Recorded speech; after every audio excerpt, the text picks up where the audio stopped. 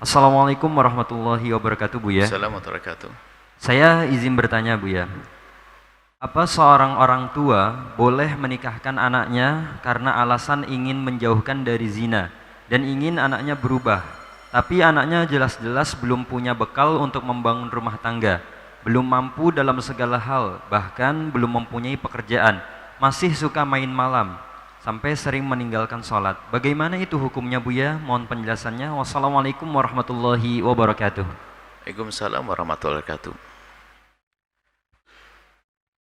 Ada permasalahan, kemudian ada solusi.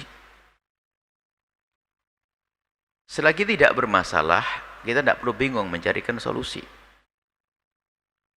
Jika anaknya itu anak yang no problem, gak ada punya urusan dengan perempuan, ya memang dia belum bisa sholat, jarang sholat, belum sholat anggap saja, tapi nggak bermasalah urusan syahwat, maka tidak usah berpikir Anda untuk menikahkannya.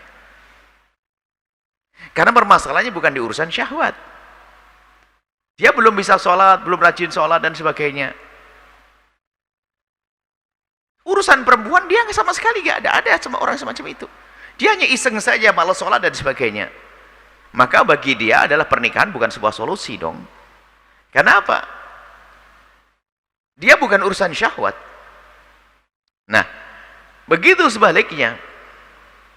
Begitu juga jika misalnya dia tidak sholat, dia belum sholat, kita mengatakan tidak sholat harga mati, tidak, mungkin belum biasa sholat, sering begadang dan seterusnya.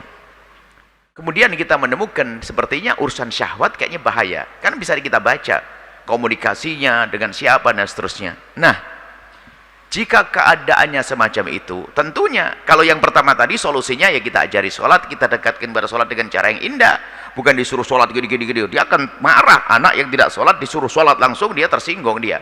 Akan tapi kelehayan seorang mengajak seseorang itu tanpa sadar sudah masuk ke wilayah yang diinginkan, itu hebat.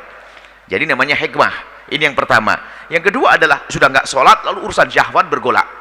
Kalau tadi nggak sholat tapi syahwat aman. Kalau dia bergolak, kalau dia tidak sholat, tidak ini, tidak puasa, tapi syahwat tidak bergolak, urusannya bukan urusan syahwat, nggak usah Anda mikirkan menikahkan dia. Anda dia ada diskusi yang indah tentang sholat dan seterusnya. Ditawari nikah pun nggak akan mau, dia tidak ada urusan syahwat kok. Baik, kemudian yang kedua adalah tidak sholat, tidak puasa, tapi dia ada urusan syahwat. Sudah tidak normal, takut komunikasi dengan ini. Maka solusinya adalah kita buka pintu halal untuk dia. Kita buka pintu halal. Sebab kalau orang lapar ya makan. Kalau ngantuk ya tidur. Urusan syahwat nggak bisa diwakilkan kepada siapapun kecuali dengan pernikahan. Makanya sudah seperti itu, harus dong kalau seperti itu. Nah, orang tua tuh ngukurnya seperti itu. Kalau memang sudah waktunya dan dia butuh ya dinikahkan. Tapi dia belum sholat. Permasalahan ini lain. Sekarang perbandingannya jangan sampai dibanding orang yang ahli sholat kemudian dia juga tidak pengen urusan syahwat. Ini perbandingannya tentunya agar orang semakin mudah dalam memberikan solusi. Bandingannya sudah nggak sholat zina, ya kan? Sudahlah, mungkin dia sholatnya akan saya benahi perlahan, tapi urusan zina jangan sampai terjadi zina. Maka dia dibuka pintu halal nikah. Kemudian bersama itu juga karena istrinya juga solehah atau suaminya soleh, sehingga di situ akan ada perubahan pada akhirnya nanti. Dan memang kadang syahwat itu menjadikan orang juga melakukan dosa yang banyak gara-gara melakukan dosa dengan syahwatnya. Yang bermaksiat dengan syahwat akan menjadikan malas di dalam beribadah. Jadi bisa saja orang tua tersebut hendaknya menikahkan anaknya jika memang kasusnya kasus syahwat. Biarpun anaknya belum punya uang, nggak ada masalah. Anakku yang ayah cintai nggak mau nikah. Kamu nikah mau kan? Diam dia. Berarti mau dia. Dan sudah kita dengar mungkin komunikasi, mohon maaf bahasa pacaran segala macam dan sebagainya, gambar-gambar yang dilihat dan sebagainya. Berarti dia punya hajat ke sana.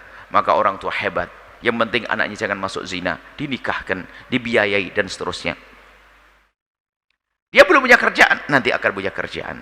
Dia belum sholat, bisiin istrinya yang dicintainya nanti suruh ngajari sholat dan seterusnya. Jadi seperti itu ya. Jadi memberikan solusi sesuai dengan problemnya dong. Orang lapar suruh tidur, nggak bisa tidur. Orang lapar kasih makan.